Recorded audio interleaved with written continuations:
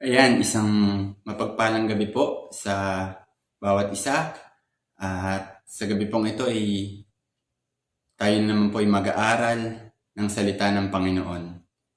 At sa kabila po ng mga kaguluhan at ng mga hindi magagandang bagay na nangyayari sa ating kapaligiran, ako po ay laging umaasa na ang bawat isa sa inyo po ay nasa maayos na kalagayan sa mga oras na ito.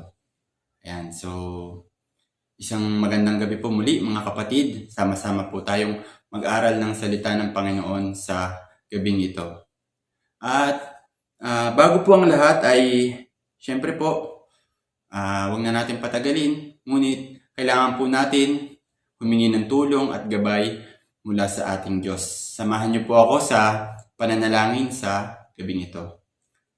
Aming Panginoon, kami po ay nagpapasalamat muli sa pribilehyo at sa pagkakataong ito na kami, Lord, ay pagninilay-nilayan, Panginoon, ng iyong mga salita.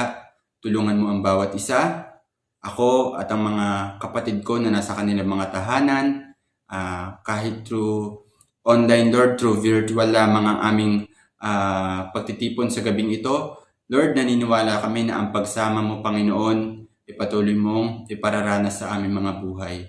Patuloy ang mga salita mo, Panginoon, ay ipaintindi mo sa amin, bigyan mo kami ng karunungan para maintindihan ng mga salita mo, para ito'y magamit namin sa aming paglakad, sa aming pang-araw-araw bilang mga Kristiyano, magamit namin sa aming mga buhay, maitanim sa aming mga puso, at patuloy namin, Lord, magamit upang kami lumago sa aming pananampalataya.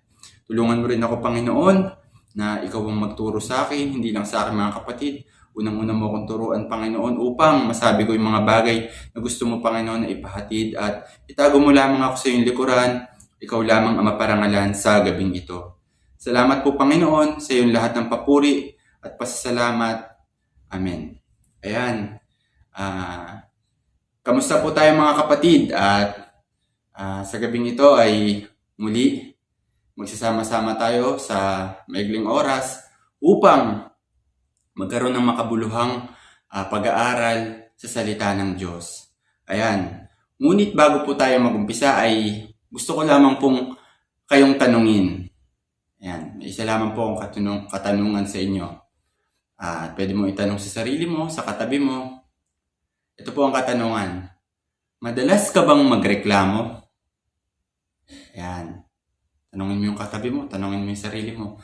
Madalas ka bang magreklamo? And madalas pa ako magreklamo. So, ayan po yung tanong na iiwanan ko sa inyo sa gabing ito, at hanggang sa matapos ang ating pag-aaral ay i-assess po natin ang sarili natin kung ganito po ba tayo. Ayan.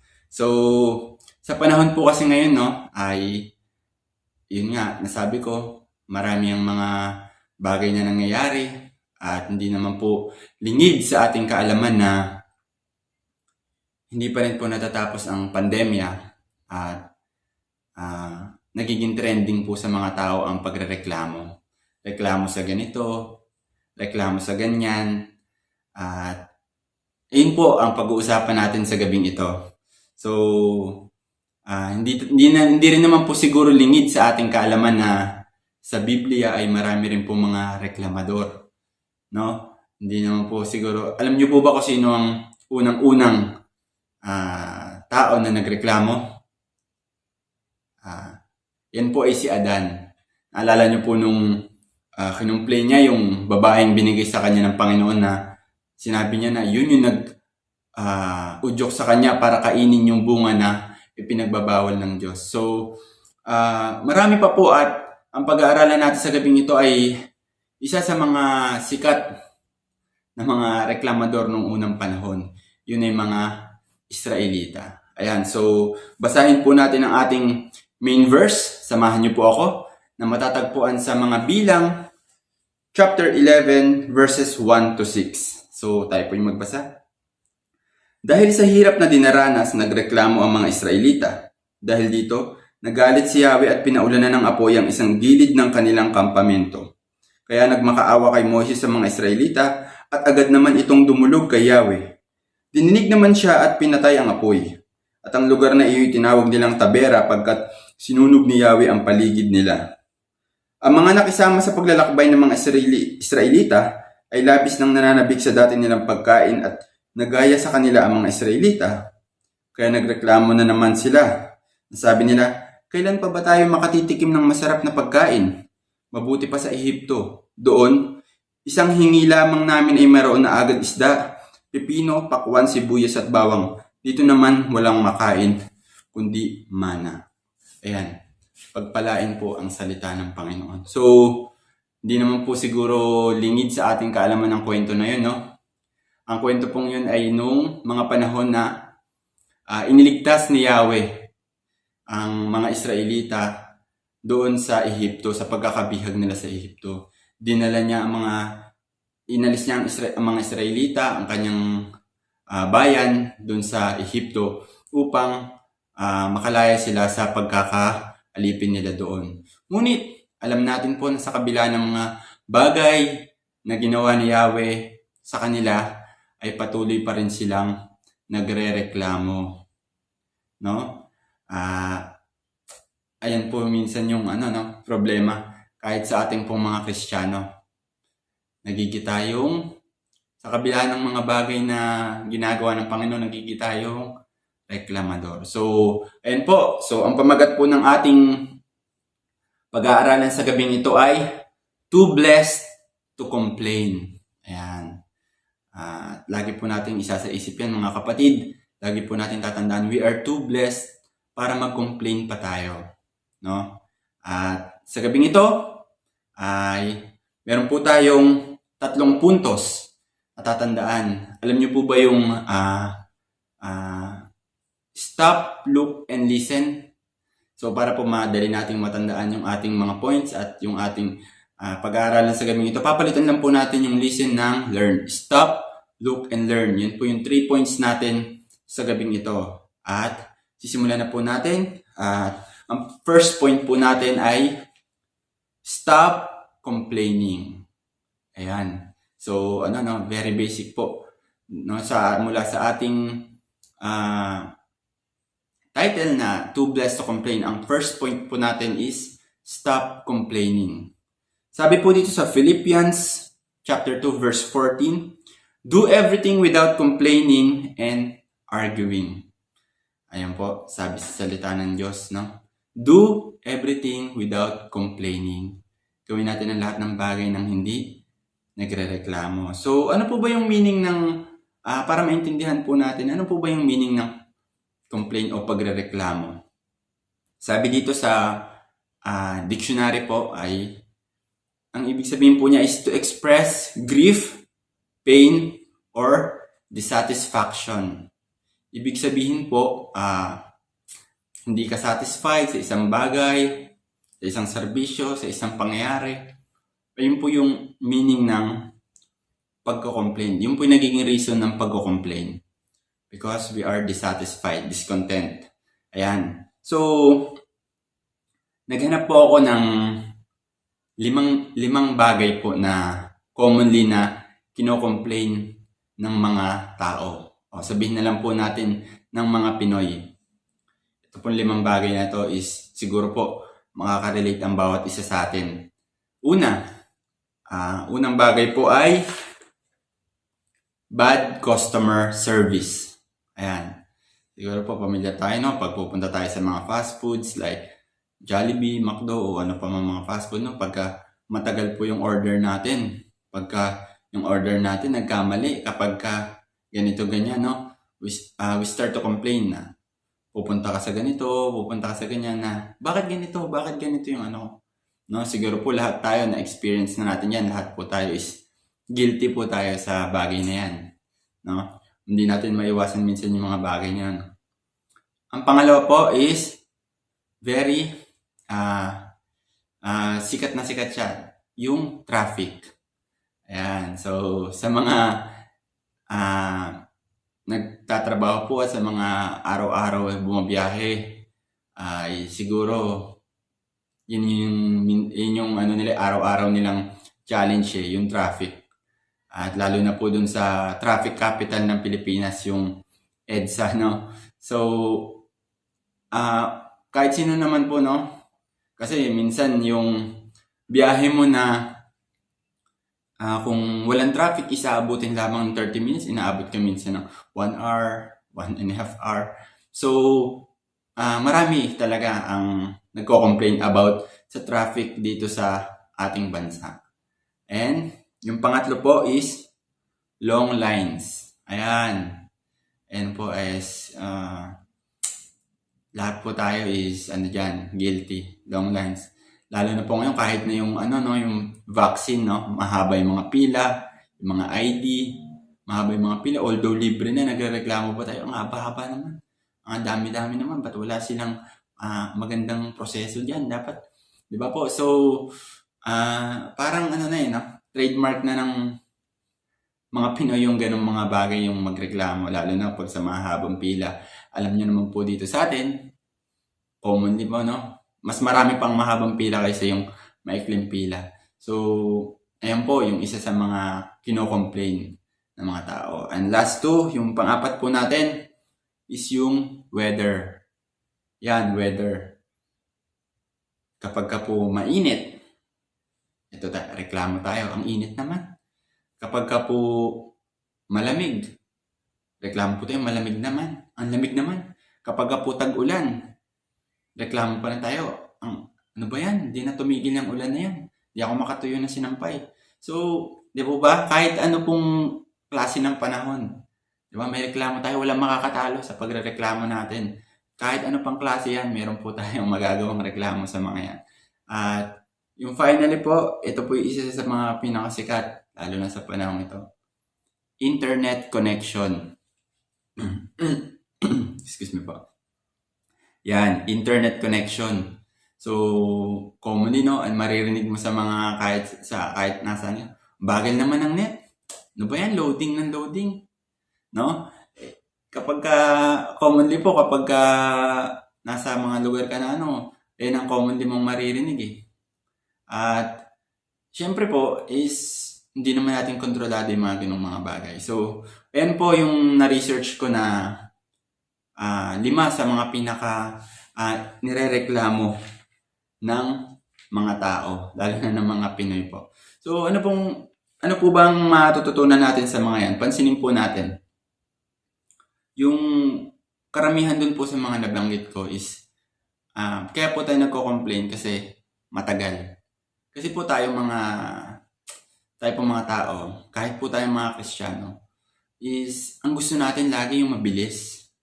Napansin niyo po, gusto natin lagi paspasan. Gusto natin lagi makuha natin kagad. Kung meron tayong bagay na kukunin, halimbawa, ID, kunyari, lisensya, no? So, gusto natin makakuha ka agad, makauwi ka agad. Ayaw natin pumila, ayaw natin ng matagal na proseso. So, kung nakikita po natin dun sa main verse natin, pansinin po natin na yung mga Israelita, kaya po tumagal hindi po matagal, sobrang tagal yung kanilang pagpunta sa lupang pangako. Isa kaka-complain po nila na yung dapat na short journey ay naging napakahabang paglalakbay. Dahil po sa kadahilanan na hindi nalulugod sa kanila ang Panginoon dahil sa kanilang sa kanilang pagko-complain. So, pansinin po natin yung mga ganitong bagay, sa ating buhay po, Yung complaining po kasi is a sin to God. Yung pagrereklamo po is kasalanan sa Panginoon. At hindi naman po natin maikakaila na halos lahat po tayo is guilty. Kasi po, ang pagko-complain ng pagrereklamo, minsan yan yung kasalanan na parang ginagawa na lang na parang normal siya. Kasi commonly lahat tayo, lahat ng tao, we usually complain sa mga bagay-bagay, Sometimes, nagrereklamo na muna tayo bago tayo sumunod.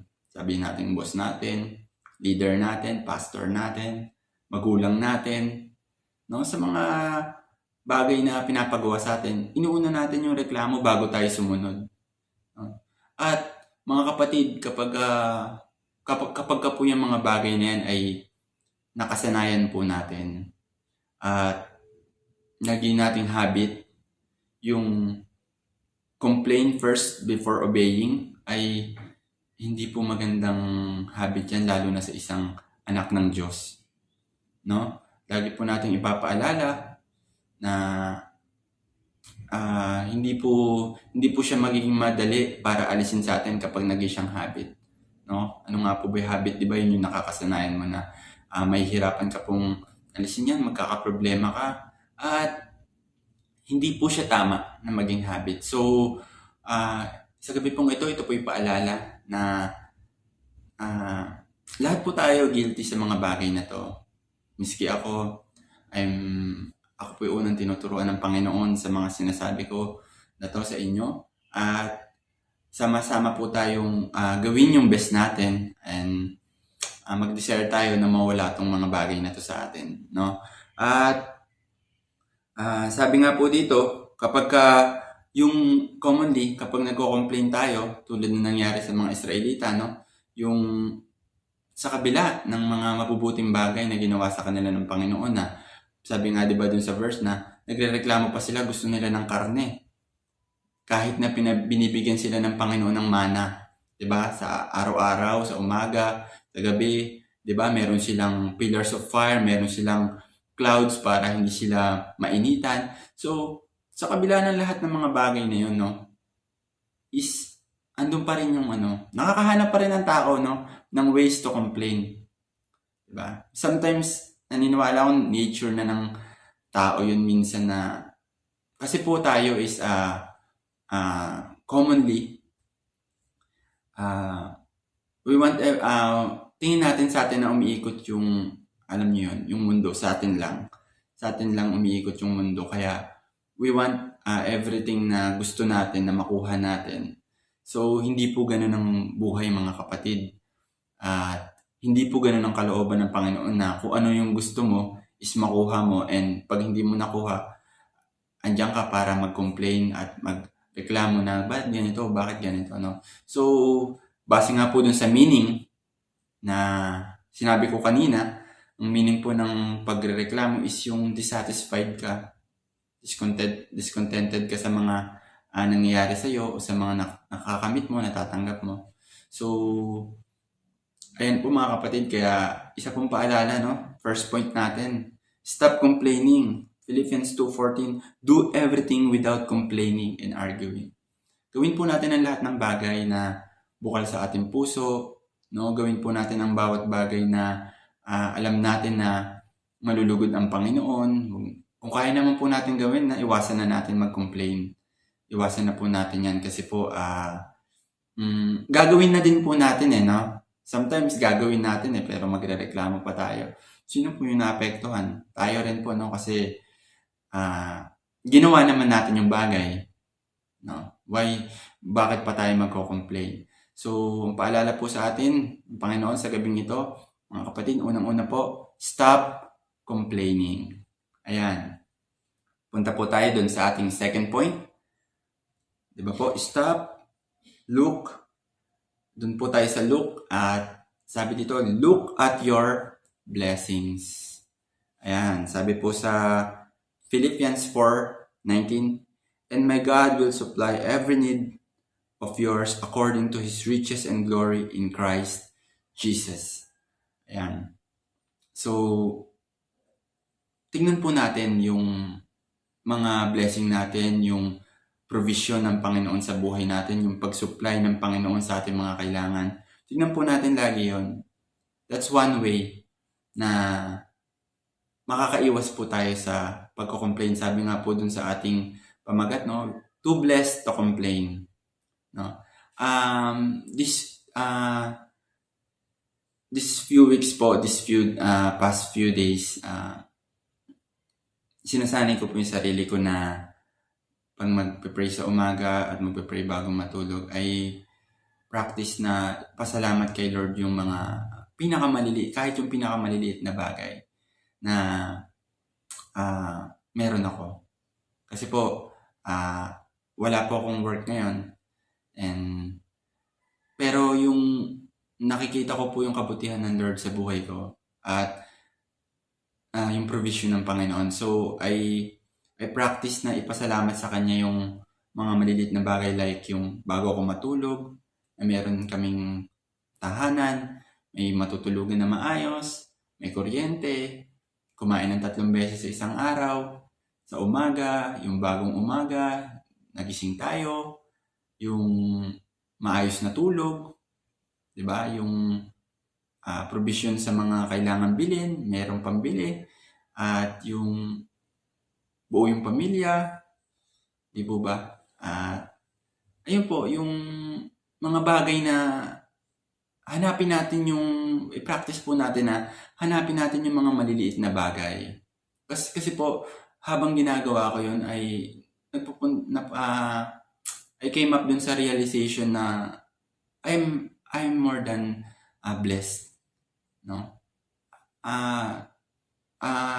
Hindi ko masasabing hindi nagiging tapat ang Panginoon sa buhay ko. Hindi ko pwedeng sabihin yun. At nakikita ko yung blessing ng Panginoon sa buhay ko. Kaya po, I encourage you na ganun din po na sabihin nyo yung mga blessing ng Panginoon sa inyo, kahit yung pinaka maliliit na blessing. Lahat po. Kasi kapag na-appreciate po natin yung mga bagay na yun, how much po natin ma-appreciate yung greater things na gagawin ng Panginoon sa atin. At hindi po ibig sabihin nun na kung meron po tayong sakit, kung meron po tayong kamag-anak, mahal sa buhay, na may sakit, kung meron po tayong mga bagay na problema, ay hindi na po tayo blessed. Hindi po ganun yan. So, mga kapatid, lahat po tayo ay may kanya-kanyang pagsubok.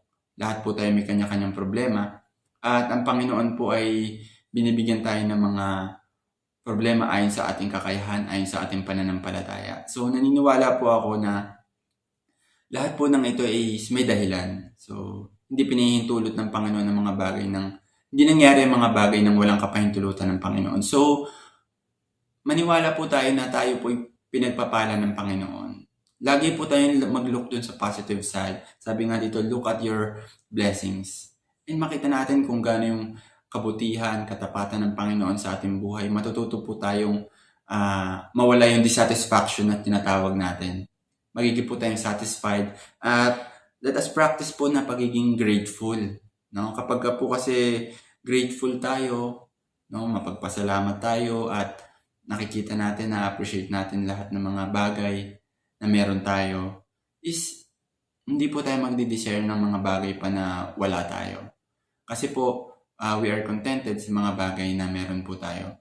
Yun po mga kapatid, it's a simple reminder na look at your own blessings, no? Look at your blessings. Tingnan mo yung paligid mo, no? Na tignan mo yung meron ka. Lagi mong tignan yung meron ka, huwag mong tignan yung wala ka. Huwag mong hanapin yung wala, no? Lagi mong tignan ko anong meron ako ngayon. Mabuti ang Panginoon. Meron ako ng ganito. Not to brag about it, hindi para ipagyabang, hindi para ikumpara na yung iba ganito, but to be thankful na yung mga simpleng bagay na hindi natin napapansin. Nakala natin, hindi, dapat naman talaga may bahay kami, dapat naman talaga wala kaming sakit eh. Talagang ganyan talaga dapat kasi Kristiyano kami at naglilingkod kami sa Panginoon. Hindi po ganun yun mga kapatid. No, ito po'y ito po'y grasya lamang ng Panginoon sa ating mga buhay. Kaya po, ipagpasalamat natin sa bawat araw ng ating buhay, yung paghina natin, yung bawat umaga, bawat bagong buhay na pinagkakalob sa atin ng Panginoon. Ito po'y sa Kanya lamang habag at grasya. So, yun po mga kapatid, ang ating point number 2. Punta po tayo sa ating pangatlong point. Po ba? Stop, look, palitan po natin yung listen ng learn. Learn to trust God. Ayan po. Ayan po, huwag natin kakalimutan. Sabi po sa Proverbs 3:5, trust in the Lord with all your heart and lean not on your own understanding. And learn to trust God. Gano'n po ba kahalaga yung bagay na to? Ito po yung pinakamahalaga nating dapat gawin. Kasi po, lagi po natin tatandaan na yung pag-complain, pagrereklamo po natin sa buhay, sa kung ano-ano mga bagay. Nangangahulugan po dito ng lack ng trust natin sa Panginoon. lack of faith, lack ng pagtitiwala natin sa Panginoon. At bilang mga Kristiyano po, it is a must na unahin natin yung Panginoon sa lahat ng mga bagay. Unahin natin yung Panginoon sa lahat ng, kung meron po tayong pangangailangan, una po tayong tumawag sa Panginoon, hindi sa kung saan, hindi sa kung sino. No? Ayun po yung natin advantage ng mga Christian eh. Ayun po yung advantage ng mga taong naniniwala at meron Diyos sa buhay nila. No? Meron tayong handang tulong, meron tayong pang-emergency, no? Andiyan si Lord. But kapag ka po tayo is naging, complainer, pangit sa Tagalog na term, pero reklamador, ay hindi po natin napapractice yung gano'n nating trait na magiging trust, yung pagtatrust natin sa Panginoon. Kaya po mga kapatid, lagi po natin tatandaan na yung buhay po natin is, as a Christian, kalakip na po nun na dapat po lagi nating una at lagi tayo nagtitiwala sa Panginoon. No? Yung faith po natin is hayaan natin mag-grow po tayo sa pananampalataya. Bakit po ba sa gitna ng pandemya na to, sa hirap po ng mga bagay na nangyayari, na yung mga leaders po natin is nagsusumikap na maabot po ang ating mga kapatid through online, maabot po yung ating mga kapatid sa iba't ibang ways na pwede nating magawa. Kasi po, gusto po natin na mag-grow yung faith natin. Gusto po natin na hindi natin mahayaan na mawalan lang ng pag-asa yung mga kapatid natin na hindi nakakapunta ng simbahan kapag may church, o tulad po ngayon nagkakaroon ng mga MECQ, no, na hindi nakakapunta at limited lamang po. Inaabot po natin sila sa tulong ng teknolohiya, ng mga ganitong bagay. At ito po'y pinahihintulutan ng Panginoon. Kaya po mga kapatid, sa kabila po ng mga nangyayari sa panahong ito, ay hindi po madali na hindi mag-complain. Minsan, yung mga bagay talaga na hindi natin maiwasan na bakit ganito, bakit ganyan. Pero pumunta pa rin po doon tayo sa tamang gawin. Na magtiwala po tayo sa Panginoon. Sabi ko nga po, ang lahat ng bagay na to ay pinahihintulutan ng Panginoon.